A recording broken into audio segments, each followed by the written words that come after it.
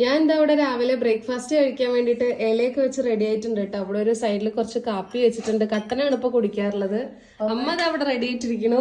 അതെ, അപ്പൊ ഇന്ന് ഗോതമ്പറവ ഉപ്പുമാവും മാങ്ങക്കറിയും.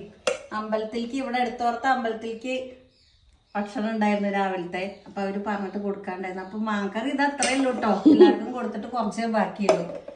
അപ്പൊ ഇന്ന് എന്താന്ന് വെച്ചാൽ ഇന്നത്തെ പ്രത്യേകത എന്താണെന്നറിയാമോ? പറഞ്ഞോളൂ. അപ്പൊ ഇന്ന് വൈകുണ്ഠത്തിലെ ഏകാദശിയാണ്, സ്വർഗവാതിൽ ഏകാദശി എന്നും പറയും. അപ്പൊ നമ്മളിന്ന് എന്താ നല്ലതാണല്ലോ അതൊക്കെ നോൽക്കണത്. അപ്പൊ നമുക്ക് എല്ലാവർക്കും ഇവിടെ അതാവാന്ന് വിചാരിച്ചു. ആർക്കൊക്കെ ഇന്ന് സ്വർഗവാതിൽ ഏകാദശി എടുത്തിട്ടുണ്ടെന്നുള്ളത് കമന്റ് ചെയ്യാൻ മറക്കരുത്. നമ്മളുടെ മാളുക്കുട്ടി ഇവിടെ എത്തിയിട്ടുണ്ട്. ഇല മുറിച്ചു ഇലയൊക്കെ അവിടെ വെച്ചിട്ട് അപ്പൊ ഉപ്പുമാവ് വിളമ്പിക്കോളൂ. ഉപ്പുമാവ് വിളമ്പട്ടെ. പഴം വേവിച്ചത് ഉണ്ടായിരുന്നു. അത് അമ്പലത്തിലേക്ക് കൊടുക്കാൻ മാത്രമേ ഉണ്ടായുള്ളൂ കേട്ടോ. അതെ,